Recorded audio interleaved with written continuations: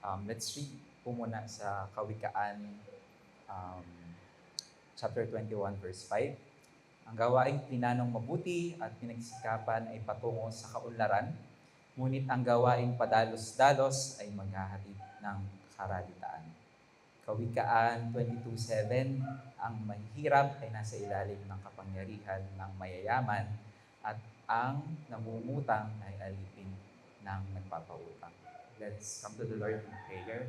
Our dearest Heavenly Father, we continue to thank you, Father God, um, for this time na pinagkaloob niyo po sa bawat isa. Thank you, Lord, for another life na meron po kami. Salamat, God, dahil dinala niyo po kami ng ligtas sa bahay-sambahang ito.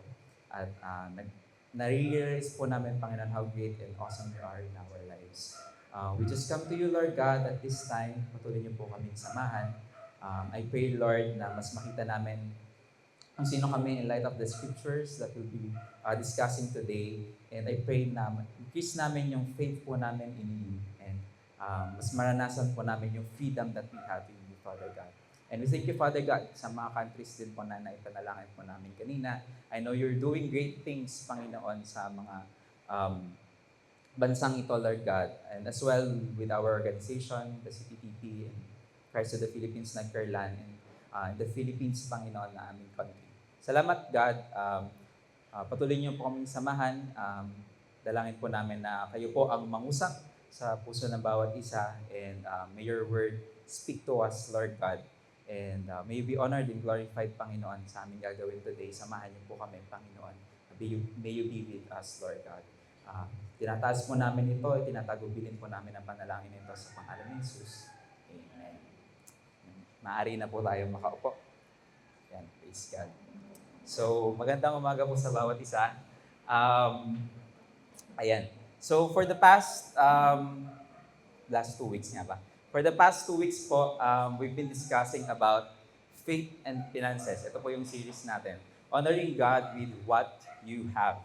So, sinimulan po to ni Pastor Voltaire. Ang topic niya po ay faith that gives. So, and then last week po, Pastor RJ did brought to us yung what's in your heart wallet. Naalala niyo pa naman po siguro. No? Ayan. So, ayan. So, bilang member po ng Christ to the Philippines, faith and finances ay kasama po sa ating core values. Nag-a-agree po ba kayo? Alam niyo po ba yung core values natin? Nasaan po yung faith and finances? Ano yung core values natin? Discipline,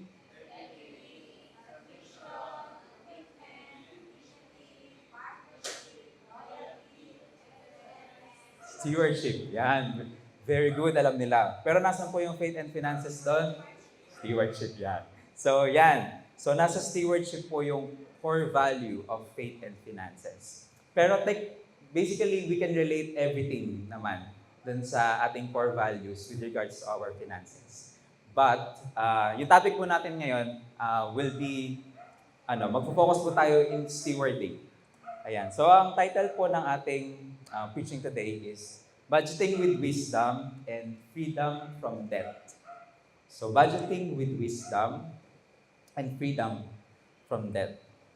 So, basa po muna tayo sa 1 Timothy 6:10.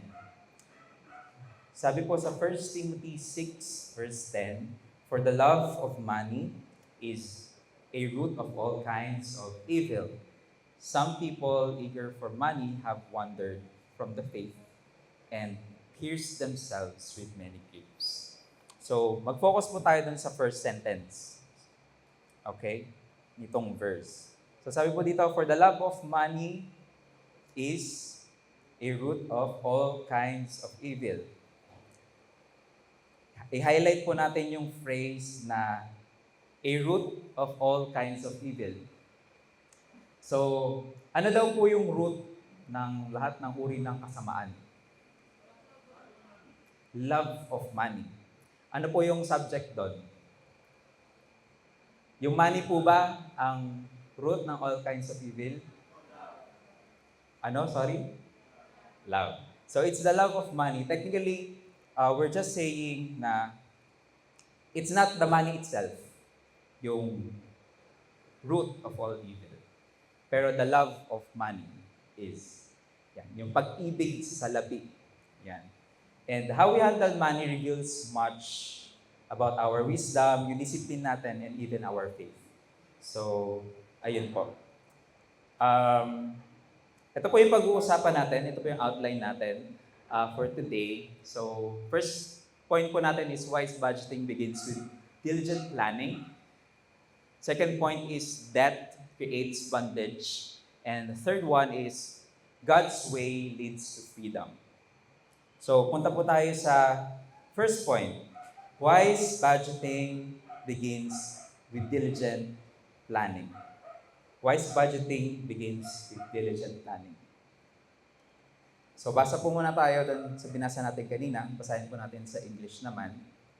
Proverbs 21 verse 5. Pwede niyo po akong sabayan. The plans of the diligent as surely as haste leads to poverty. So, from this verse, mag-highlight po tayo ng 2 keywords. May 2 keywords po tayong pag-uusapan. So, ang first keyword po ay plans. Ano po kayang ibig sabihin ng plano? Kapag may pinagpaplanuhan ka. Yan. So, whenever we make plans, we're being intentional. Pinag-iisipan natin, parang we thought of it, yung mga step by steps, kailangan ganito, and it's not impulsive. Hindi agaran, not hasty. So, kapag pinagplanuhan, ano po, meron tayong pinag-desisyonan, meron po tayong pinag-isipan natin mabuti, hindi natin agarang ginagawa. So, pinag-iisipan natin, we contemplate on things. So, yung next keyword naman po natin is diligent. Ayan. So, ano pong ibig sabihin ng diligent? Kung itatranslate po natin sa Tagalog, pwedeng masipag or kasipagan. Ayan. Masipag or kasipagan. So, careful and consistent effort, not quick fixes. So, ano po siya? Somehow related dun sa plans, consistent effort. Hindi siya yung one-time go, pero consistent effort. Bibigyan ng oras at panahon. Yan, diligent. Pinagsisikapan. So for illustration, ano pong masasabi niyo dito sa bahay na to? It's complex eh. Walang aircon. Ayan. Tingin nyo. So yung mga architect natin, baka mag-react po kayo. Ayan. So, pero mukha naman po siyang bahay, di ba? Mukha naman. Pero is it functional? Is it cost-effective? Ayan. So yun. Is it functional? Nakikita nyo ba siya? Ayan. Bakit kaya ang dami niyang pinto? Para titingnan nyo, ang daming pinto, tapos ang lilit ng windows. Feeling ko ang init-init sa loob ng nung bahay na to. Pero yun. Ayan. So ito parang para bang pag magagawa ka ng bahay, hindi naman siya basta may pundasyon, basta may bubong, okay na yun. Walang blueprint. So usually we build with a blueprint, right? Sa bahay, ayan. Pinagpaplanuhan. Ayan, pinagpaplanuhan. So, hindi siya yung pwedeng, ito, natayo ko na yung pundasyon, maglalagay ako ng pinto dito, maglalagay ako ng dito. Puro CR ako dito sa baba, tapos puro kwarto ako doon sa taas. Tapos gusto ko puro bintana lang sa harap, parang ganon. Pero yun, so, ang point lang natin is, parang a house without a blueprint leads to chaos or magulo siya. In this case, parang hindi siya functional. Hindi siya, parang sayang parang maisipin mo, sayang yung pinto. Madami naman. Sayang yung mga pintuan. Ayan. So, it leads to chaos, to waste. Kasi parang hindi siya nagagamit. Ayan, ng maayos. And extra cost kung i-rebuild natin itong bahay na ito. So, anong point mo, kuya? Parang, anong relation yan dun sa faith and finances? So, I just want to point out na ganito rin po yung itsura ng finances natin without diligent planning. Kapag hindi po natin siya pinagplanuhang maigi, ayan, ng pinagsikapang pagplanuhan, so parang pwedeng gano'n na lang, parang chop suey. Na parang, ito na lang, may pinto. Uy, ang ganda nitong pinto na to, ito yung nasa harap. Tapos ito yung bintana na gusto ko ilagay, dito na lang. Pero yan, that's just an illustration. And in this one, a budget is not a prison. It is a map that shows where your money should go. So, alam po natin mahirap mag-budget. O ba? Mahirap mag-budget, lalo na kung walang babudgetin. Pero yung sinasabi lang po dito sa statement na to, yung pagpa-budget natin, matutulungan tayo nito. Are we really on track? Parang ito yung map na gusto nating tahakin. Ito yung ini-aim natin. So, saan nga po napupunta yung pera natin? So, we don't spend... pero later na lang. Pag-usapan natin later. Dahil meron tayong mga practical steps. So, basa po man tayo sa Luke 14:28-30. It says, suppose one of you wants to build a tower. Won't you first sit down and estimate the cost to see if you have enough money to complete it? For if you lay the foundation and are not able to finish it, everyone who sees it will ridicule you, saying, this person began to build and wasn't able to finish. So, just to simplify, si Jesus po yung nagsasalita dito, pero ang ipinapoint out lang natin ay, hindi ba kapag magtatayo ka, pinag-iisipan mo, inuupuan mo, ini-estimate mo yung cost ng pagtatayo nito. So, ano po yung madodraw natin from this verse? So, financial discipline is biblical wisdom.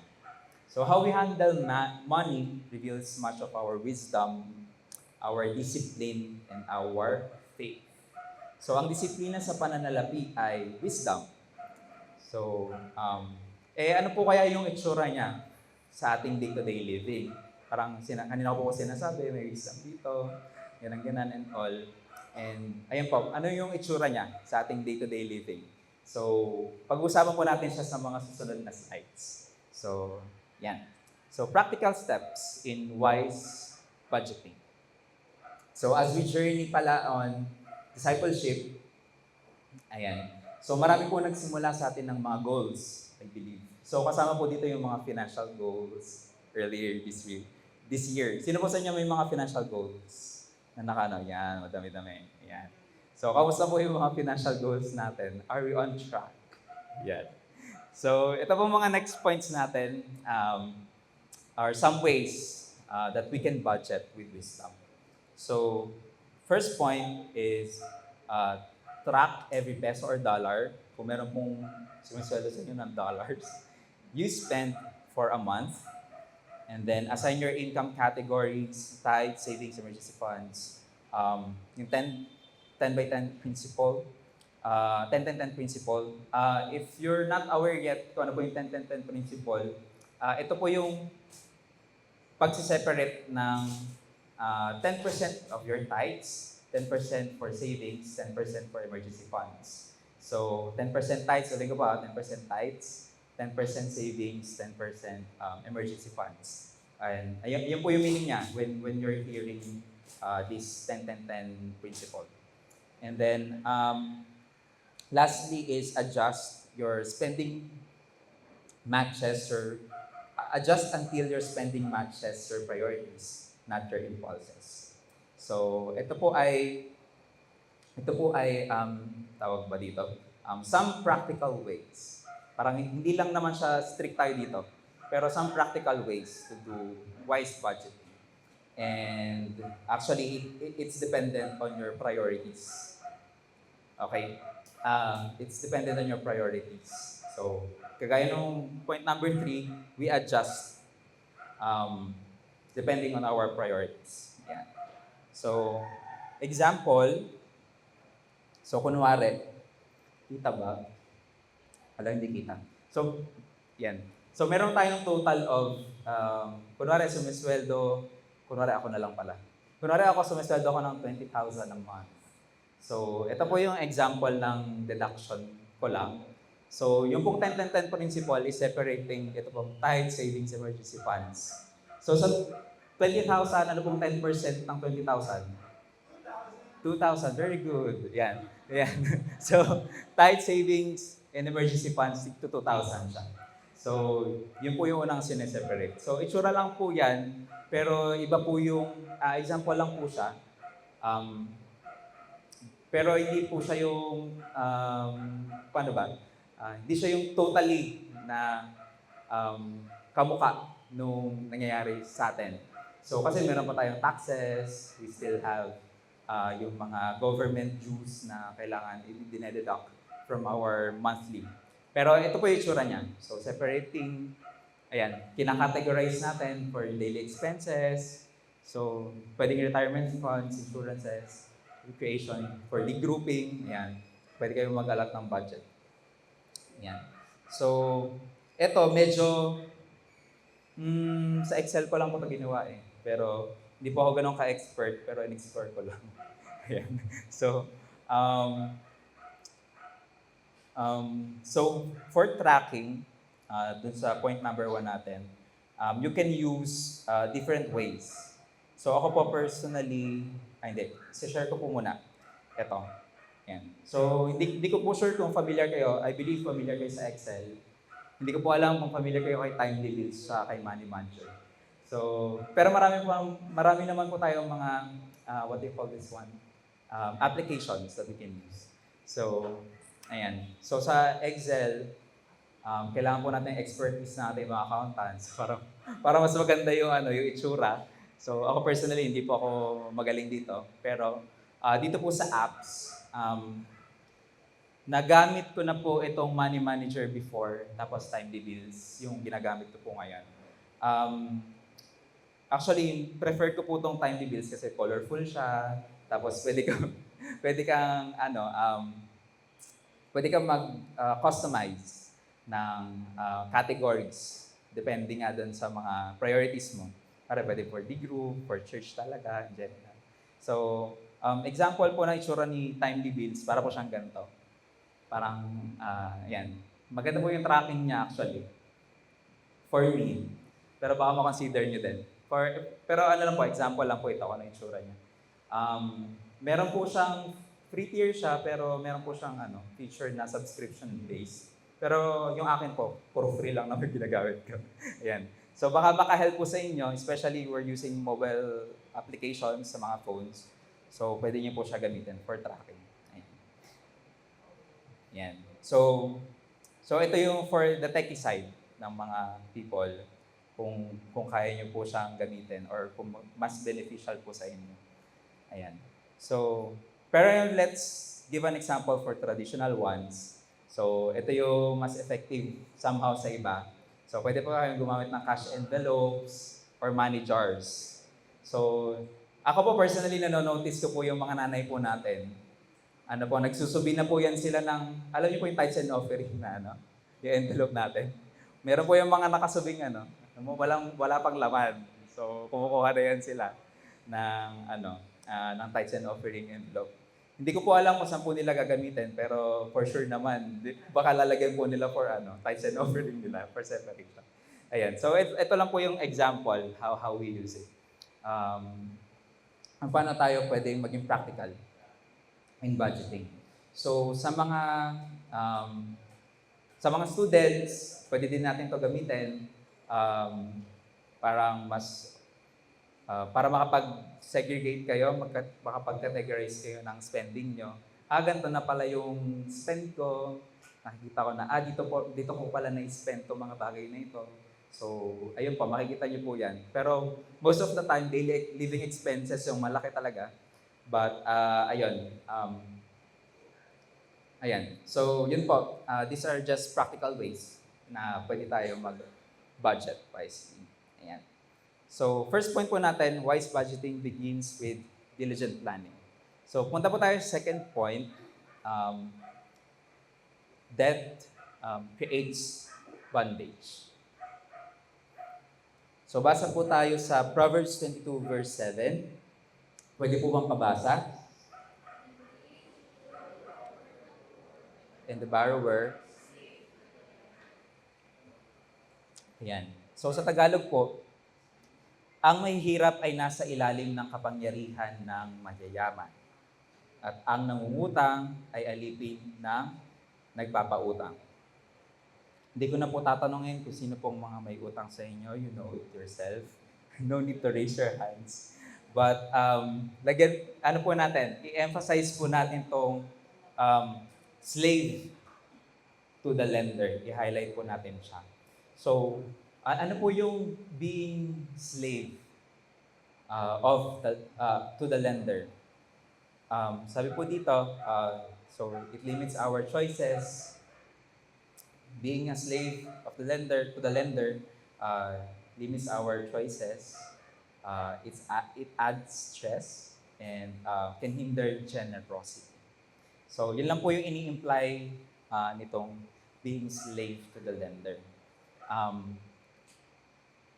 So ito pong debt limits our choices. Yung utang po, nalilimitahan niya po yung ating mga choices. So imbis po na nakakapaglaan tayo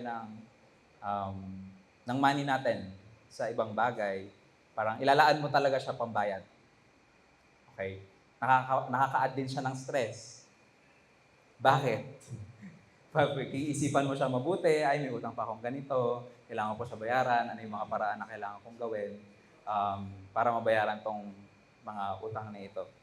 And it hinders generosity because, ayun, may paglalaanan ka na ng budget mo na pambayad. Instead of having a leeway para mabigay ito for someone or something else or ma-spend to someone else. Ayan. So debt is not just owning money. Hindi lang po siya owning money, but it's giving someone else control over your time and your freedom.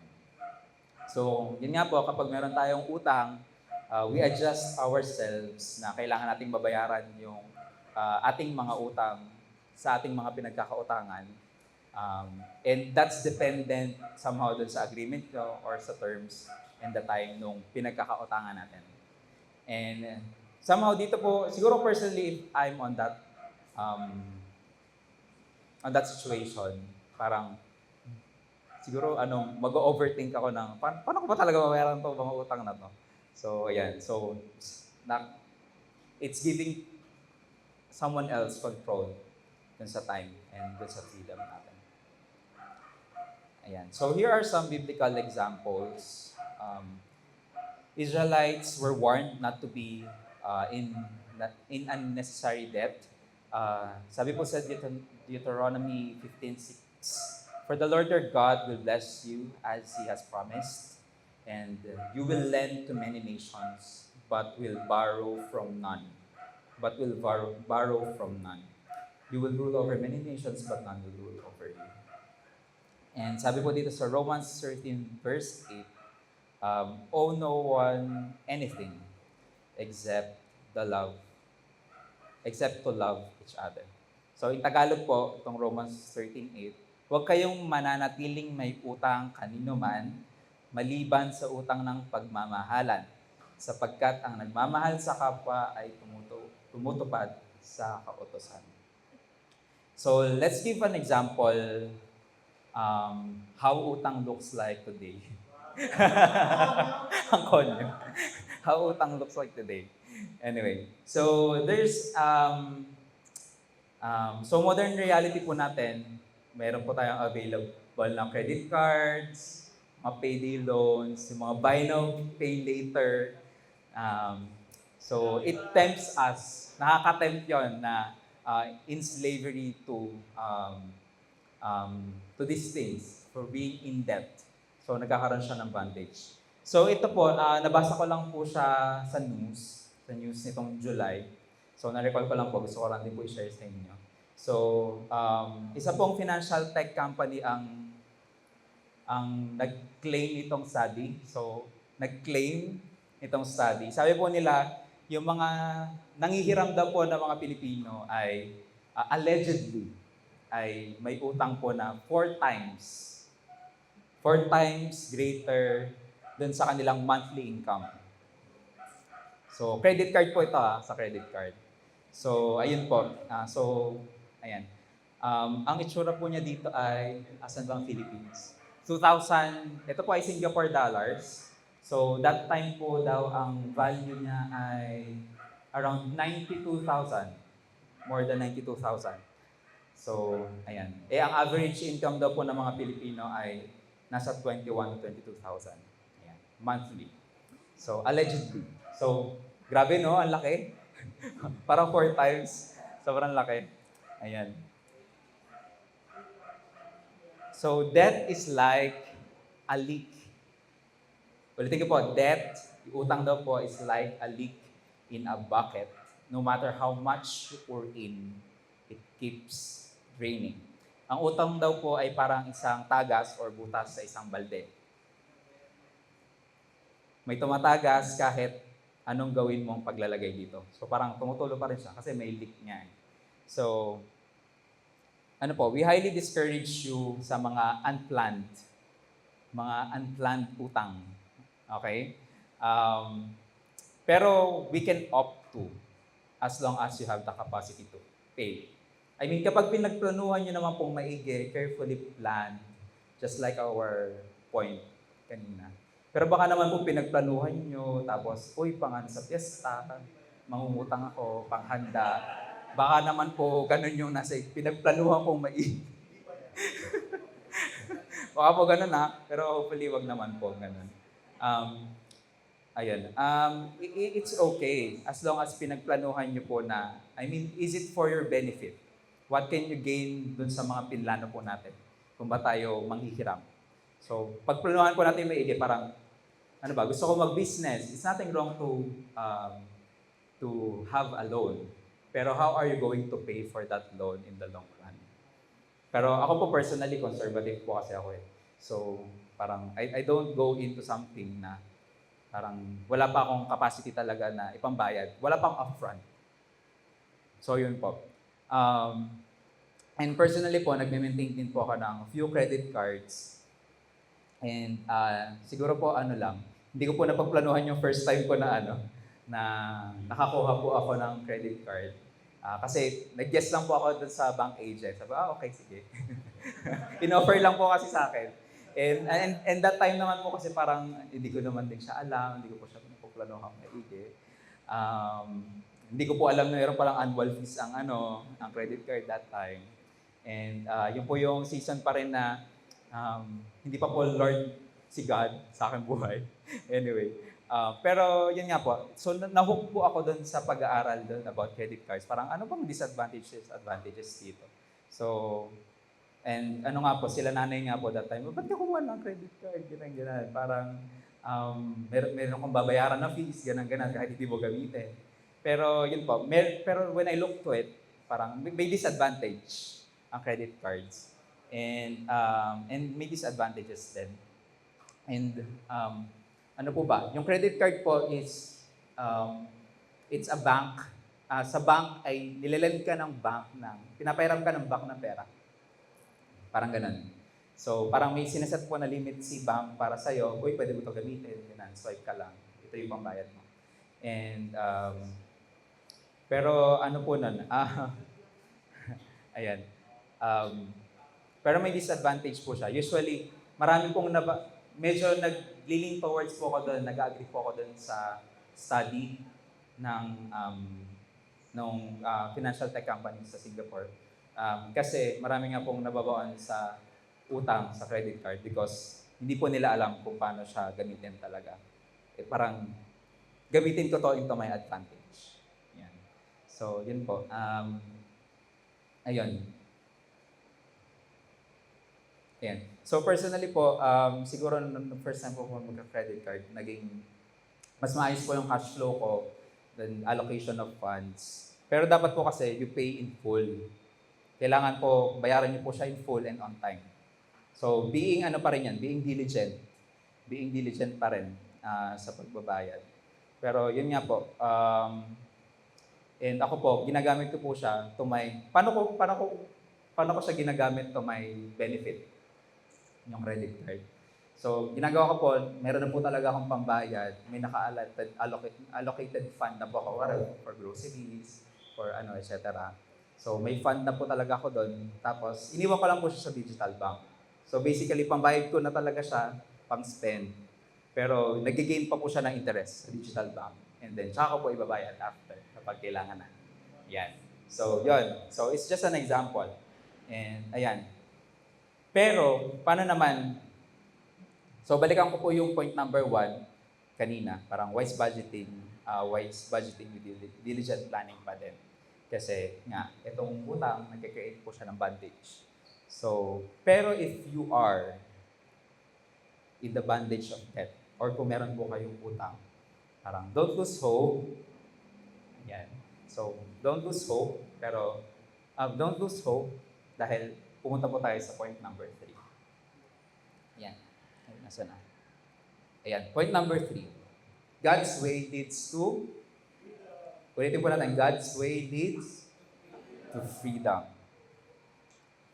Freedom from debt isn't just about numbers. It's about living under God's provision, not man's pressure. Ulitin po natin. Freedom from debt isn't just about numbers. It's about living under God's provision, not man's pressure.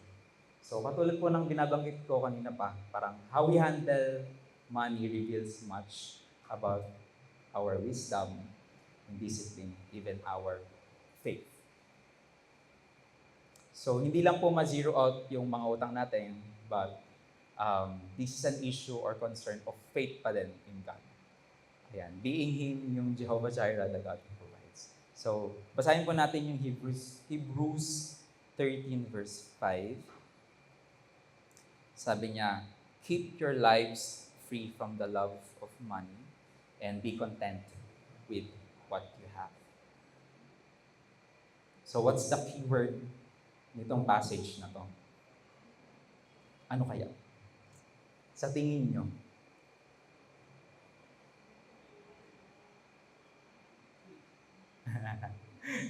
In order to be free. Yan. So ang keyword po dito ay content. Content. Contentment is the key. So when we are not contented, parang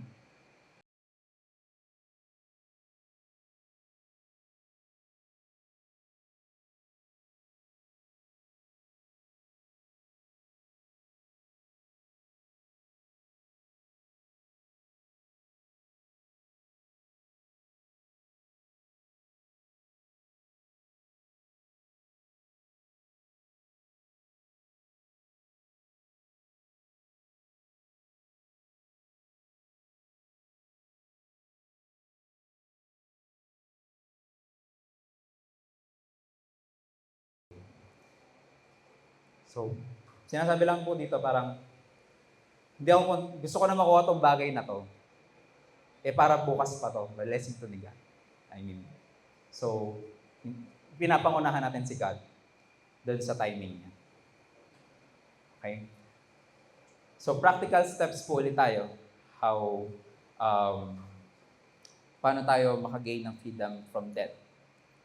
So, practical steps to freedom from debt. So, few lang po ito. Stop adding new debt. Huwag na kayo magdagdag ng utang. So, yun lang po yun. So, pwede nyo pong, ayan, praise God. Pwede po kayo mag-cut up ng cards if needed. Kung hindi po nagiging advantage si credit card sa inyo, i-cut nyo na po siya. Kung puro Starbucks po kayo every day. Puro Starbucks kayo every day, pick up coffee muna kayo. Ayan. Hindi, pero 7-Eleven muna kayo. 3-in-1, ayan. Ayan. So, ayun. Hindi naman po siya being stingy. Pero if kasi may utang ka, parang, it's practical lang to adjust. Okay? So, next step po natin, snowball method. I'm not sure if you're familiar dito, pero ang sinasabi lang po dito, parang unahin niyo po yung mga utang niyo sa maliliit na utang. Then you go to bigger ones. Kunwari, may utang ako kay Kel, 10 piso. Tapos may utang ako kay Kuya Moy, mga 1K. Unahan ko muna si Kel. na bayaran ko muna yung 10 ko na utang sa kanya, then tsaka ko susundan yung kay Kuya Moy na 1K. Ayan. So, para lang makapag-build ng momentum. Siguro personally, kung makikita niyo po siya, parang checklist po siya. Parang 10, 20, gano'n. Uy, dami ko na nababayaran, na ganyan. Oh. Kahit maliliit lang, tapos tsaka lang yung yung pinakamalaki. Ayan. Ayan. So, number 3, increase your income and decrease expenses. Ayan. So, pwede po kayong gumawa ng mga side hustles. Ayan, parang magbenta kayo ng anything, especially food, madalas pagkain, naman kasi siya. Tapos, pwede kayong mag-garage sale para ibenta nyo na yung mga bagay na hindi nyo na kailangan. And, ito, ano po siya sa akin, yung last is simplifying your lifestyle. Parang, there is a slogan po na, parang slogan ba? Basta kasabihan, yung kasabihan. And narinig ko po ito kay tatay nito recently this year. Sabi niya, kapag maikli ang kumot, matutong malukto. Kapag maikli ang kumot, matutong malukto. So, it's just, meaning lang po nito, live within your means. Parang, kaya ko ba mag-spend ng ganito? Ayan. So, ayun po. And lastly, and most importantly, ito po, pray for wisdom and discipline. Pray for wisdom and discipline. So, James 1:5 promises God will give it generously. So, basahin ko lang po yung mismong verse. Sabi niya, sabi po dun sa James, if any of you lacks wisdom, you should ask God, who gives generously to all without finding fault, and it will be given to you. So yun, hindi naman po madamot si God. So we should ask God for wisdom and discipline. And ayun. So ang mga pinag-usapan lang po natin today ay balik ko po doon sa ano. So ito po yung mga pinag-usapan po natin ngayon. Wise budgeting begins with diligent planning that creates bondage, and God's way leads to freedom. So in conclusion po, wise budgeting honors God because it shows we are faithful stewards. Avoiding and paying off debt brings freedom and allows us to serve God and others with open hands. Ulitin ko po, wise budgeting honors God because it shows we are faithful stewards. Avoiding and paying off debt brings freedom and allows us to serve God and others with open hands.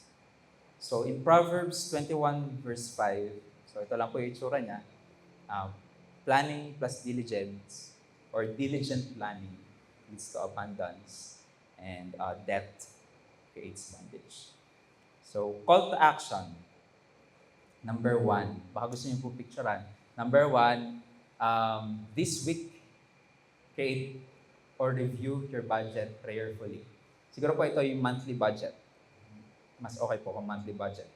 And number 2, make a plan to begin or accelerate your journey out of debt. So, if meron po kayong utang, ano po yung plano na kailangan yung gawin para ma-release kayo doon sa debt, sa bondage of debt. And lastly, ask God to help you live by yung Proverbs 21 verse 5 so you can avoid the trouble of Proverbs 22 verse 7. So, yun po. Ito po yung mga questions to ponder natin. Siguro flash na lang po natin then later on. And ayun po. So, that's it.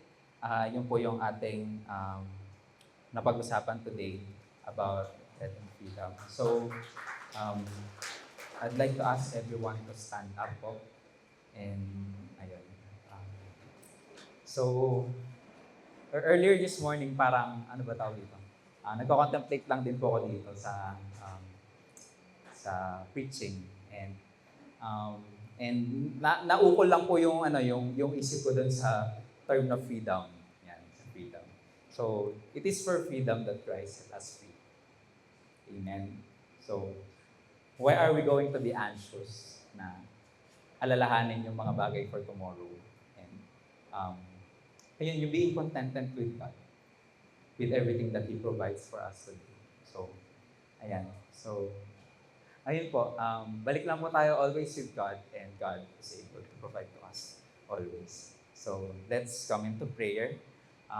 Our Heavenly Father, we thank you and we honor you, Father God, um, sa aming mga buhay. Salamat, Lord, that you're providing to us always. Ikaw po yung nagbibigay ng lahat ng bagay sa amin. Ikaw po yung nagpo-provide ng lahat ng bagay sa amin. Salamat, God, dahil hindi ka po nagkukulang, um, hindi ka pa po tapos, Panginoon, sa aming mga buhay. Thank you, God, dahil indeed, in you we have freedom, Lord God. And we just pray, Lord, na maging faithful stewards talaga kami, Panginoon, ng mga pinagkaloob niyo po sa amin. Dinadalangin ko po at this time ang aking mga brothers and sisters. If whether they are in debt, Panginoon, kung meron man po silang mga utang, or they are very anxious, Panginoon, dun sa mga pamimera nila. I just pray, Lord, na kayo po ang humawak. I pray na magkaroon po sila ng faith more in you, and mag-ask po talaga sila ng wisdom, and maging disiplinada sila, Panginoon, sa mga pinagkatiwala niyo po sa amin, Lord God. And to us, Panginoon, na wala mang utang, Panginoon, may we remember always yung freedom na pinagkaloob niyo po sa amin, O God. And that in you always provide, maging contented kami, Lord God, in what you're giving to us daily and moment by moment, Lord God. Marami po kaming pwedeng ipagpasalamat, Panginoon. And I pray, Lord, na makita namin yung sovereignty mo, Panginoon, in all aspects of our lives. And most importantly, Lord God, at this time, sa aming finances. And kayo po ang humawak ng mga bagay na ito, Panginoon. And we ask this in you, Lord God, in the mighty name of Jesus. So, now to Him who is able to do immeasurably more than all we ask or imagine, according to His power that is at work within us, to Him be the glory in the church, in Christ Jesus, throughout all generation, forever and ever. Amen.